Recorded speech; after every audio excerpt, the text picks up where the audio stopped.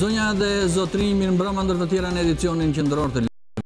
Ndiqni pista kryesore për vrasjen e ndodhur në Fier është ajo e hakmarrjes. 40 vjeçari nga Tropoja jetonte në Vlorë, ai u qellua mbrëm në derën e shtëpisë. Policia njoftoi se ka arrestuar si të dyshuar një nga autorët dhe se po ndjek disa pista për këtë ngjarje, më e fortë është ajo e hakmarrjes. Bashkëshortët të vrasës paditen edhe nga familjarët e viktimave të cilët kërkojnë dëmshpërblim. Çështja e parë nisi në gjykatën e Tiranës ku të afërmit e Liliana Rukajt, të cilën burri e hodhi nga dritarja, kërkojnë dëmshpërblim prej tij për dëmin që ju ka shkaktuar.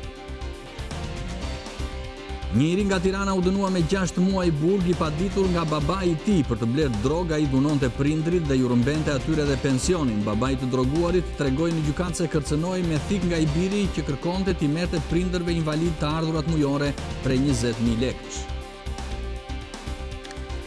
Mirëmbrëma të gjithëve, gjithashtu në këtë edicion informativ do të ndiqni ka folur për timonin 1 metër larg timonit. Edi Rama ka bërë fushat nga makina ndërsa shkon nga një miting në tjetrin. Ai është lutur veçanërisht të pavendosurve, por edhe emigrantëve që të vinë të hedhin votën për Partinë Socialiste, duke quajtur 25 Qershorin ditën e një zgjedhjeje historike. Për herë të parë ka folur për Berishën dhe e ka bërë gjatë turit të tij elektoral në veri të vendit. Lulzim Basha ka ndaluar në Tropoj dhe në Kukës dhe ka quajtur ish kryeministrin autorin e një ndryshimi epokal dhe ka premtuar se edhe ai do të jetë autori një ndryshimi epokal, por për ekonominë. Presidenti serb Vučić, ish radikali që udhëheq Serbinë, ka propozuar për trashëgimtare ministren Ana Brnabić. Historia e saj si profesioniste është lënë anash pasi ajo i takon komunitetit LGBT dhe mund të jetë lesbike e parë në krye të një qeverie në vendin ku paradat e komunitetit të saj nuk mbaheshin për shkak të homofobisë ekstreme.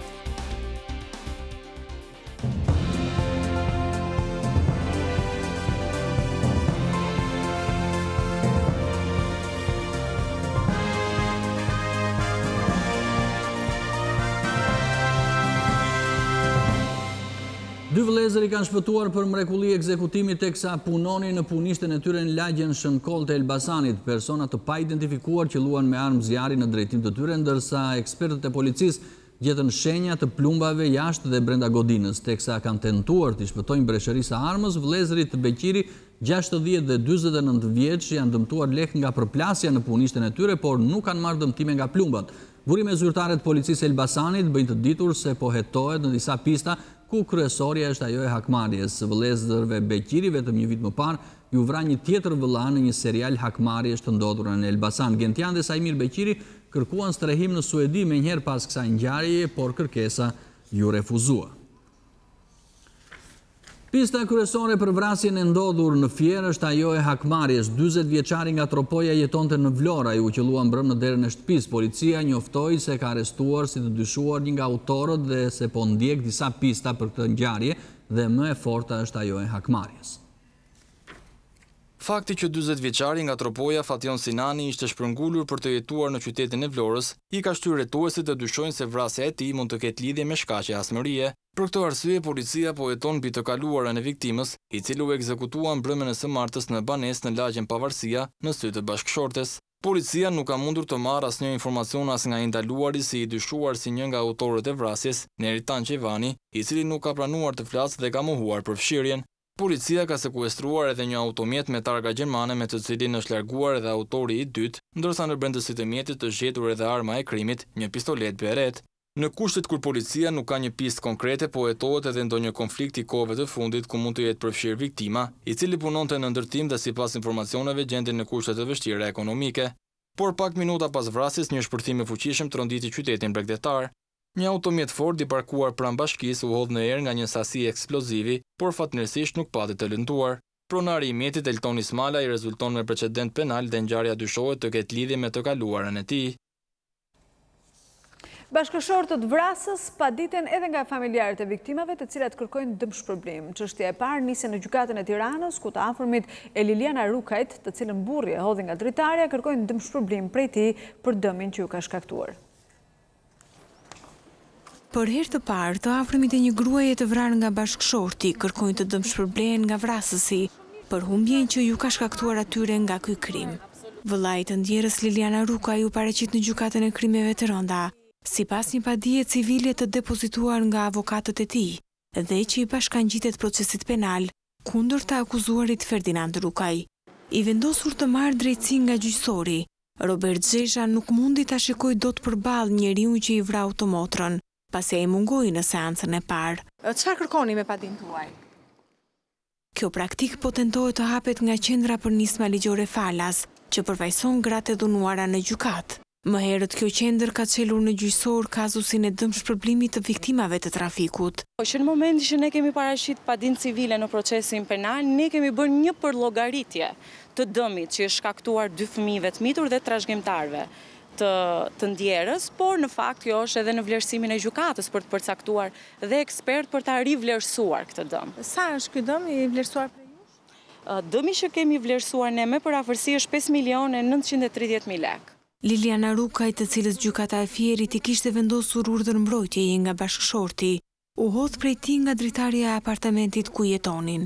Çifti ishte kthyer pak javë para krimit nga Gjermania, ku dhe kishin kërkuar azil, ndërkohë që më herët mes tyre kishin nisur mosmarrëveshjet, për shkak se Ferdinand Rukaj refuzonte të punonte.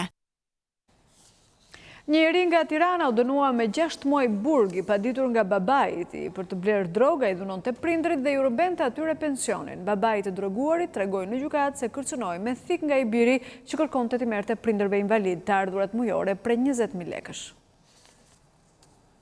Problemet e të rinjve që konsumojnë lëndë narkotike i kanë shtrirë pasojat jo vetëm nga ana financiare tek familjet e tyre, po janë bërë shkak edhe për dhunë dhe kërcënime të ashpra ndaj prindërve.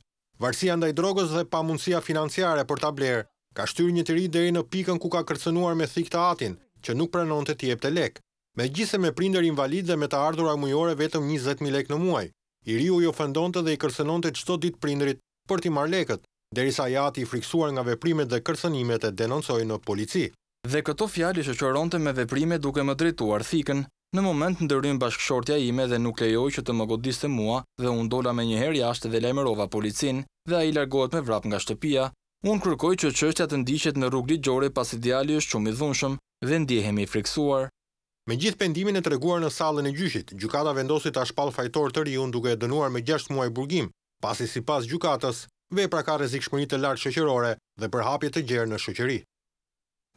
9 persona që u arrestuan se kishin ndërtuar një rrjet të trafikut refugjatëve rrezikojnë të vuajnë një dënim në total prej 56 vitesh. Prokuroria e krimeve të rënda kërkoi dënimin e tyre pasi u akuzuan se trafikuan 97 sirian, afgan dhe iraken nëpërmjet kufirit të gjelbër. Prokuroria e krimeve të rënda kërkoi që 9 të paraburgosur për dyshimet e pjesëmarrjes në grup të strukturuar kriminal të shpallen fajtor dhe të dënohen në total me 56 vite burgim për dyshimet se kanë trafikuar klandestin që vinë nga vendet e luftës. Të 9 të dyshuarit përfituan nga gjykimi i shkurtuar, ndërkohë që prokurori tha gjykatës se grupi ilirian Misës ka trafikuar 97 persona, kryesisht nga Siria, Afganistani dhe Iraku, të cilët kanë kaluar në mënyrë të paligjshme kufirin e gjelbër. Secili nga të pandeurit sipas prokurorisë kishte një rol të caktuar në grup. Genti Fejzo sipas akuzës kishte detyrë të siguronte nga kampet në Greqi shtetas sirian që dëshironin të largoheshin drejt vendeve të tjera të Bashkimit Evropian.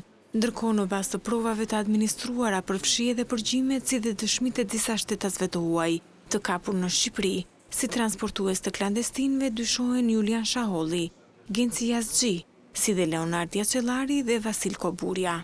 Sipas prokurorit, klandestinët pasi kalonin kufirin e gjelbër në këmbë, priteshin nga trafikantës shqiptar, që pagueshin 1.200 euro për çdo person. Prokurori përmendi përgjimet që tregojnë se klandestinët grumbulloheshin në laknas të Tiranës për të transportuar më tej nga Kuksi drejt Kosovës.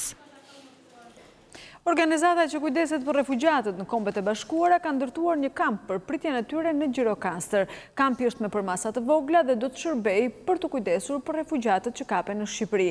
Vendi ynë shihet si objektiv nga trafikantët si një rrugë tranziti për refugjatët që ndodhen në kampet greke.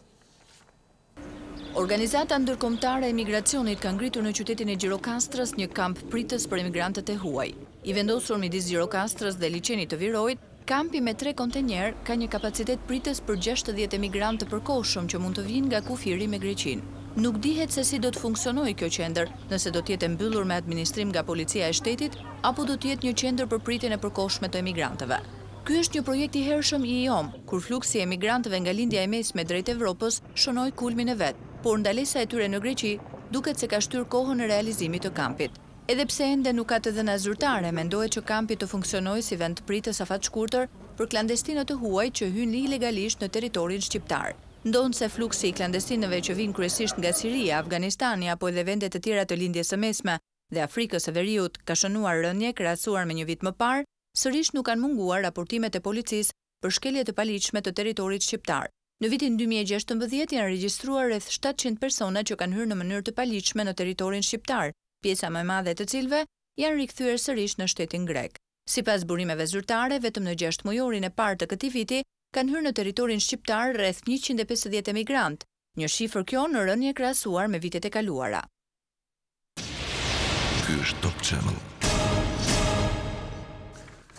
2 incidente u regjistruan dje dhe sot gjatë fushatës në Dibër, ku militantë të Partisë Demokratike dhe të PDI-us janë përplasur me njëri tjetrin. Në fund një polic me mbiemrin e njëjtë me kandidaten e PDI-us është arrestuar, ndërsa në Përdzull pranë Vorrës një person u plagos lehtë në një takim të Partisë Demokratike.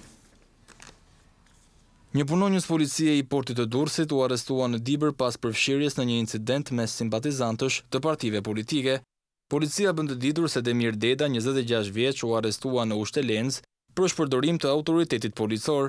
Sipas uniformave blu, simpatizantë të një subjekti politik kishin bllokuar qarkullimin e 2 mjeteve të një subjekti tjetër politik, duke u konfrontuar verbalisht dhe fizikisht me njëri tjetrin. Në këtë konflikt ka qenë i përfshirë edhe efektivi Deda, në makinën e të cilit u gjet edhe një armë zjarri, të cilin ai ka deklaruar se e kishte me leje për shkak të detyrës. Ndërkohë ministri i Brendshëm Dritan Demiraj në vijim të masave të marra për ngjarjen e Dibër, i ka kërkuar komandantit të Gardës së Republikës shkarkimin e menjëhershëm nga detyrat të Florian Lalës, efektivi Gardës. Sipas Demirajt, efektivi Lala ka marrë pjesë në fushatën elektorale të Partisë për Drejtësi, Integrim dhe Unitet në qarkun e Dibrës. Ndërkohë edhe në Vorë, në fshatin Përdzull, është shënuar një incident.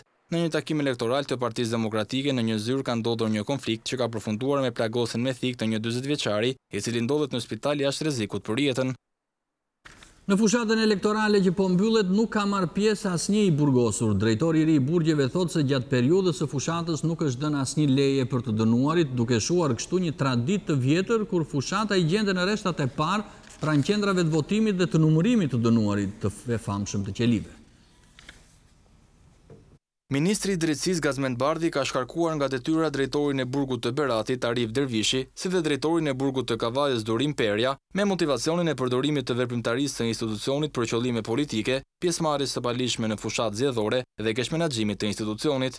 Por drejtori i përgjithshëm i burgjeve thotë se janë marrë masa që në fushatë të mos përfshihen as të dënuarit, pasi janë pezulluar lejet. Ju garantoj që asnjë i paraburgosur apo i dënuar nuk ka qenë pjesë asnjë veprimtarie politike, por sepse nuk ka dalë jashtë institucioneve. Në bazë të urdhëve që ne kemi lëshuar, ky ka qenë precedent edhe në vitet e kaluara. Në intervistën e dhënë për Top Channel, Hoxha thotë se përveç përfshirjes në fushat, disa drejtorë dhe shefa janë shkarkuar për shkelje të rënda. Pjesa dërmuese e drejtorëve, dhe jo vetëm drejtorëve, por edhe punonjësve të tjerë, janë shkarkuar për shkelje të rënda të konstatuar në këto institucione, siç janë raste flagrante të fikjes kamrave me qëllim. Kishim raste kur ishin pranuar dhe vazhdojnë ushtrimin e tyre punonjës policie, shefa policie, të cilët ishin të dënuar me vendim gjykate për trafik droge, për falsifikim dokumentash e për krime të tjera, cilat pra i binde që i dënuari ruan të dënuarin. Edhe në burgje të dielën rreth 2200 të dënuar që nuk preken nga ligji i dekriminalizimit do të kenë të drejtën e votës. Rreth 45% e njerëzve që mund të votojnë nuk janë fare të interesuar për votën. Një grup intelektualësh kanë bërë thirrje sot kundër bojkotit. Në krye të tyre ka qenë ish-presidenti Alfred Mojsiu. Pjesë e mesazhit ka qenë edhe thirrja për mos shitjen e votës. Forumi Civil, një grupim intelektualësh, kërkoi që shqiptarët të marrin pjesë masivisht në zgjedhje. Sipas tyre, nga sondazhet e deritanishme rezulton se 45% e votuesve nuk kanë shfaqur interes për të marrë pjesë në zgjedhje. Ish-presidenti Alfred Mojsiu tha se ka një klimë mosbesimi ndaj politikanëve, por puna e tyre, vazhdoi ai, duhet gjykuar me votë. Mos e bëni gabimin që të mos shkoni në votim. Kështu do të përgjegjësoni më shumë gjendjet.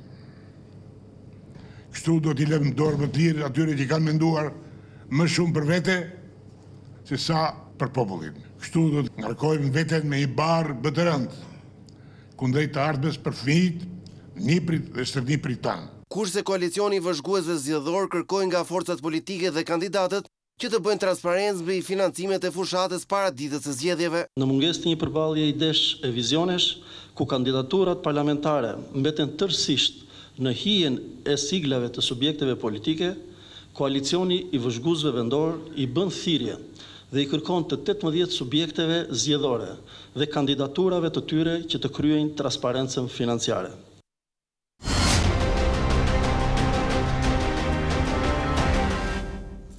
Ka folur për timonin këtë herë duke qenë vetëm 1 metër larg tij. Edi Rama ka bërë fushat nga makina ndërsa shkon nga një miting në tjetrin. Ai është lutur veçanërisht të pavendosurve, por dhe emigrantëve që të vinë të hedhin votën për Partinë Socialiste, duke i quajtur 25 qershorin si ditën e një zgjedhje historike.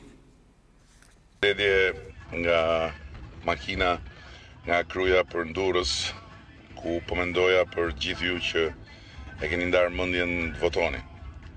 Duhet ju lutem që të kontaktoni sa më shumë njerëz. Ti thoni se këtë diel do ndahet një gjë e madhe, nëse të ardhmen e betejës për të bërë shtet do ta marrë populli plotësisht në duart e veta, apo partitë do ta mbajnë peng shtetin si një tepsi në duart e tyre. Ju lutem, komunikoni me çdo njeri ende të lëkundur rreth jush. Shqiptarët me të drejtë vote kanë një barë të veçantë, sepse duhet zgjedhjen të bashkuar për Shqipërinë me shtet dhe me drejtësi, mbi partitë, jo të ndarë në për partira që Shqipërinë e duan shumë me llafe të bukura, por votën ama e duan vetëm për vete e për grushtin e njerëzve privilegjuar rreth kapos. Ju lutem, juve që jeni në emigracion dhe nuk vini dot, me gjithë dëshirën e madhe për të më ndihmuar, ngrini telefonin, mbështeteni këtë proces shtetbërje, flisni me familjarët e të njohurit këtu në Shqipëri, qofshin socialista, qofshin demokrat, dhe shpjegojuni se nuk po kërkoj më shumë pushtet për vete, po më shumë fuqi për ju, fuqi për të bërë së bashku me ju, shtetin që meriton Shqipëria, që meritojnë fëmijët tanë. Në 25 qershor të dielën, çdo njeri me drejt vote është antar i një gjykate të madhe, i gjykatës popullit sovran, jo për të shkuar dhe për të bërë tifozllëk, po për të gjykuar me mendje të thjellët. Kë do marrim në punë për të drejtuar Shqipërinë dhe për të bërë punët e mira për vendin, për komunitetin, për çdo familje në 4 vitet e ardhshme? Forca, forca, forca. Për herë të parë ka folur për Berishën dhe ka bërë gjatë turit të tij elektoral në veri të vendit. Lulzim Basha ka ndaluar në Tropoj dhe në Kukës dhe ka quajtur ish-kryeministrin autorin e një ndryshimi epokal dhe ka premtuar se edhe ai do të jetë autori një ndryshimi epokal, por për ekonominë. Pasdite Basha ishte edhe në Lezhë. Lulzim Basha i kërkoi elektoratit të qarkut Kukës me 3 mandate të ndëshkojnë me vot Edi Ramën më 25 qershor për diskriminimin dhe arresën 4 vjeçare, duke shpërblyer qeverinë me të njëjtën monedhë. A bëri gjë për ju këto 4 vite Edi Rama? 0 vende pune, 0 subvencione, 0 ndihmë për qarkun e Kukësit nga rilindja. Ndaj duhet ta nxirrni e do ta nxirrni me 0 deputet. Nga Kuksi, kreu i opozitës kishte një paralajmërim për çdo kënd që synon të blej votat. E garantojnë këtu, nga ky shesh, me fjalë burrash, ju pret burgu i pamëshirshëm. Në qarkun e Kukësit bën pjesë edhe Tropoja, një rast ky që Lulzim Basha e shfrytëzoi për të bërë një premtim të madh. Përfaqësuar nga simbolet e ndryshimit, tribuni demokracisë Azem Hajdari dhe lideri i ndryshimit epokal Sali Berisha, sot jam këtu për kule me respektin më thellë ndaj punës dhe sakrificës tuaj. Dhe t'ju them se jam gati t'ju drejtoj për një ndryshim tjetër epokal. Edhe në Lezhë, kreu i demokratëve u kujtoi qytetarëve premtimet e pambajtura të Edi Ramës, kur u kërkoi që më 25 qershor të votojnë projektin e demokratëve për një ekonomi të fortë. Unë nuk do të luftoj as për famë, as për spektakël. Do të luftoj me vendosmëri për punësimin tuaj, për ekonominë tuaj. Lulzim Basha u tha qytetarëve se kjo është zgjedhja e vetme para shqiptarëve më 25 qershor. Fjalë boshe, si thoshte Fishta, to krahini për t'ju heqë vëmendje. Reforma në drejtësi u votua, nuk ka forcë ndaloj vullnetin për institucionet forta, nuk votohet për këto me 25 qershor. Me 25 qershor votoni për një ekonomi të fortë që vjen vetëm përmes taksave të ulta.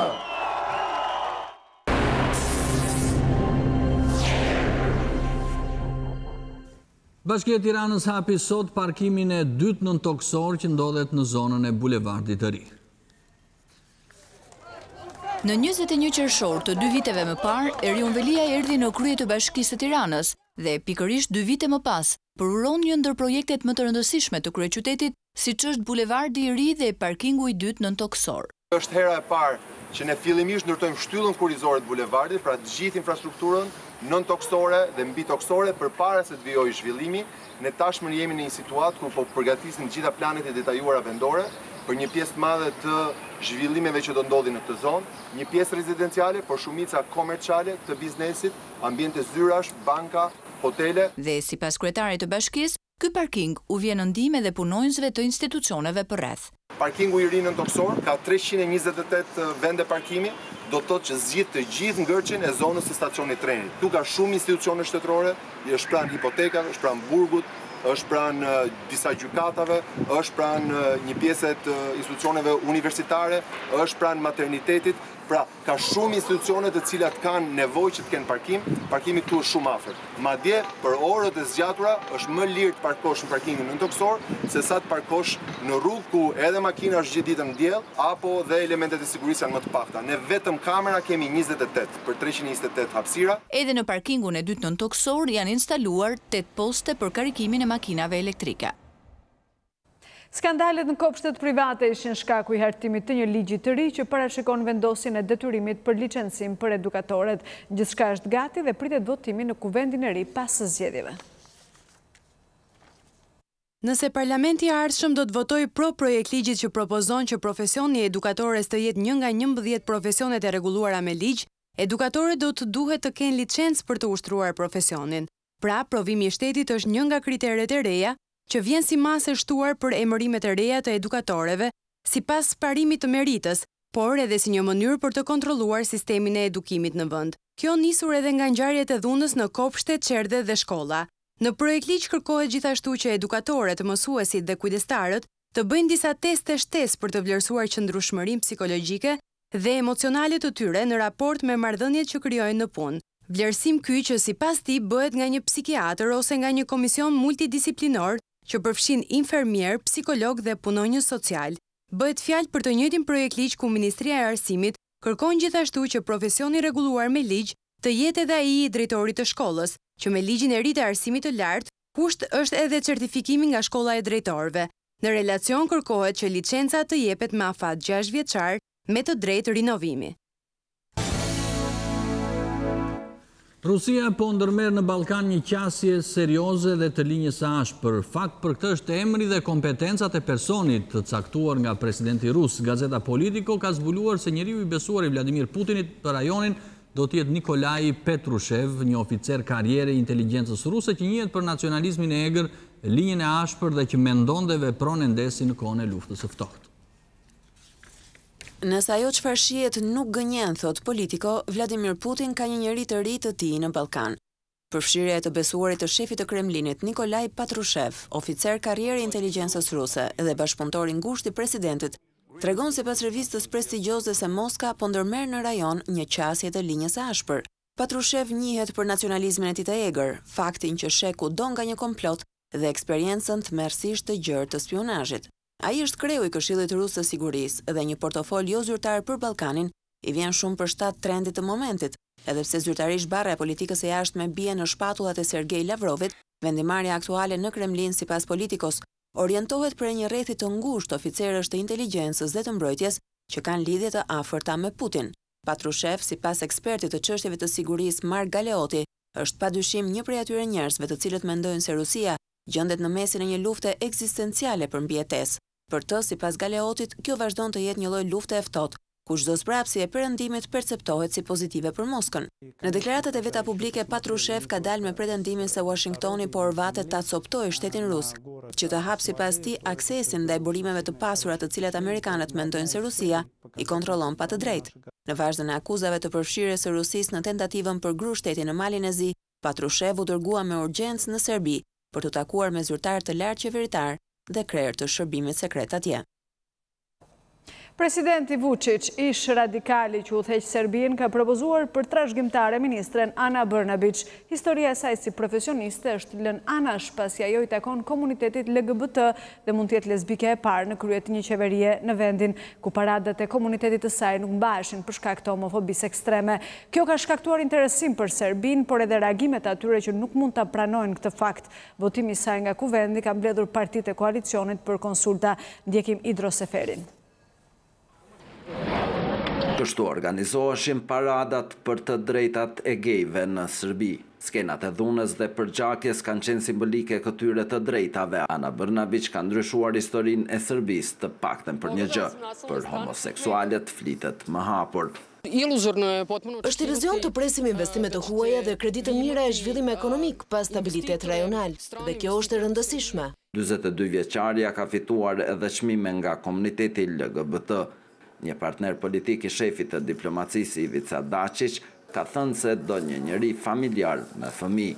Bota e deputetëve mund të ndahet pasi një pjesë e tyre, fshehur razi, nuk e durojnë lehtë faktin të jenë pjesë e një qeverie të udhëhequr nga një lesbike.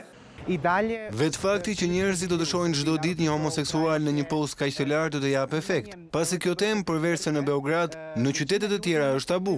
Brnabić nuk është pjesë e asnjë partie, një person i ri mund të ndihmojë shplodhjen e rajonit nga tensionet. Simbolikisht është një gjë e mirë, qoftë si grua dhe si lesbike, por është në pikpyetje se sa ajo mund të marrë vendime pa një mbështetje të vërtet politike, sidomos për çështje rajonale. Serbia ka kaluar në për shumë faza të udhëheqjes politike nga njerëzit që bën luftë e deri tek propozimet për një kryeministre gay. Nëse Ana Brnabić do të arrijë të marrë besimin e deputetëve serb, ajo do të jetë një nga kryeministret e para në botë gay.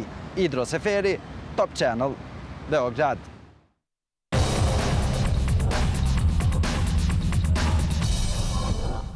Problemet nuk po mbarojnë për ekipin e futbollit të flamurtarit. Në një intervistë për Top Channel, administratori Sinani Drizi kërkon të nisë procesi privatizimit, në të kundërt ai do të tërhiqet. Privatizimi i flamurtarit mbetet pengesa kryesore e vazhdimësisë së investimeve tek kjo skuadër nga grupi i biznesmenëve turq, të përfaqësuar nga administratori Sinani Drizi. Në një intervistë për Top Channel ai sqaron situatën kaotike në Vlorë. Unë do të vazhdoj të qëndroj kontratës time atë që kam deri në fund sezonit tjetër, por e përsëris ndoshta nëse privatizimi nuk jep dirin e madhe jeshile, unë do të rriqem. Çështja e pagesave të prapambetura të trajnerit Ernest Gjoka është një tjetër problematike e madhe për skuadrën vlonjate, që ndoshta nuk rrezikon më heqje pikësh për bllokim llogarish. Të gjitha detyrimet e para ardhjes tonë pagojnë i takojnë bashkisë dhe Këshillit Bashkiak. Dakord? I kam çuar çështjen pranë Këshillit Bashkiak, e kam njoftuar zotin kryetar të bashkisë dhe më ka kthyer përgjigje kur më ka thënë që kjo është një kontratë ilegale jashtë strukturave tona. I gjithë problemi i kësaj çështje për zotin Idrizi mbetet ish kryetari i bashkisë dhe ish presidenti i flamurtarit zoti Shpëtim Gjika. Kemi dhe një zotëri që ka shfirmëtar dhe fshehur diku. Shtyn kohën her pas here në për rrjetet sociale me disa komente që s'kan lidhje me çështjen, janë ashkalon çështjen. Unë nuk jam pronar flamurtar që kam privatizzuar klubin dhe kam marrë përsipër dhe borxhet e tija, detyrimet e tija. Unë thjesht jam një administrator i përkohshëm. Ndërkohë objektivi që flamurtari do të ketë për sezonin e ardhshëm sipas Idrizit do të jetë minimumi Kupat e Evropës. Këtë vit të paktën në rang suksesit minimumi jon është të paktën në prezantimin e Kupës e Evropës.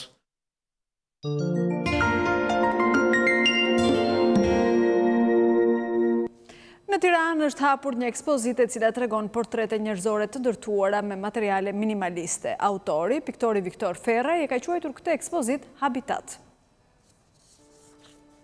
Pikturat e tij flasin përmes portreteve, sepse personazhet janë qenie humane që komunikojnë përmes tipareve, kryesisht përmes syve që përgjithsisht janë të trishtueshëm e që përcjellin melankoli. Unë jam marrë shumë portretën, por këto janë zgjedhjet e një karakteri tjetër që synojnë përgjithësimin, jo individualizimin e personazheve. E shikoj njeriu pak si një qenie gati jo të divinizuar, por diçka që shkon përtej, për shembull, asaj anës individuale.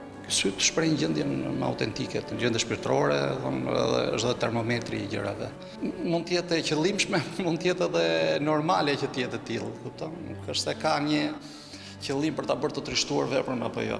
Janë skulptura e piktura të punuara në materiale minimaliste, stof, karton apo copa të mbetura në ekspozitën të cilën artisti e ka quajtur Habitat, ku shfaqet njeriu modern, i kohës së sotme, me problemet e ambientit që e rrethon.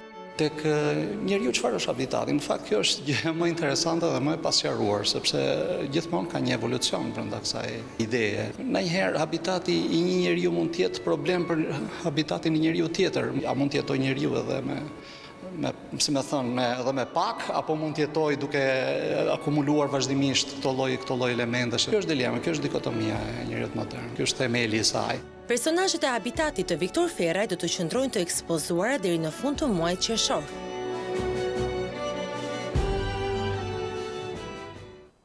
Studentët e grafikës në Universitetin e Arteve kanë mbushur fakultetin e tyre plot me punime nga më të ndryshmet. Kjo është ekspozita me punët e një viti. Në këto punë, për të cilët studentët e atelierit të grafikës në Universitetin e Arteve kanë punuar për gjatë një viti akademik ka shumë ide. Konceptin e tyre mbi të bukurën ata e shprehin në forma të ndryshme, si grafika, printime në letrën e punuar me dorë, animacione, instalacione të tjerë. Në një prej studiove në fakultet, këta student po punonin për riciklimin dhe na bën pjesë të procesit se si bëhet një printim në një letër të bërë me dorë. Sigurisht, ky është një proces i shkurtuar i përgatitjes së letrës, por neve na jep mundësinë që në këtë letër studentët të printojnë vetë punët e tyre. Domethënë i gjithë procesi është i personalizuar nga studentët. Ekspozita është konceptuar e shtrirë në korridorin e fakultetit. Çdo hapësirë përmban një copë art, edhe ndryqimi shërben këtij ekspozimi në varësi të zhanrit artistik. Unë përfaqësoj lëndën e imazhit digital dhe pikturës digjitale. Mund të aplikohet shumë mirë për arkitekturë, për modelime 3D, për animacion. Në aspektin kuratorial, studentët konceptohen si artistë lirë, por edhe orientimi tyre ka temave është një proces i pandar nga mësimdhënia. Kemi një proces të gjithë punës që është bërë në laboratorin e grafikës, qoftë në printmaking, pra në grafikën e lirë, në teknikat tradicionale, gjithashtu dhe në atë që quhet sot një imazh digital. Orientimi më i madh, dukshëm edhe në këtë ekspozit i përket artit bashkëkohor. Kjo ishte gjithçka, ju falenderojmë që na ndoqët. Mirupafshim. Mirupafshim.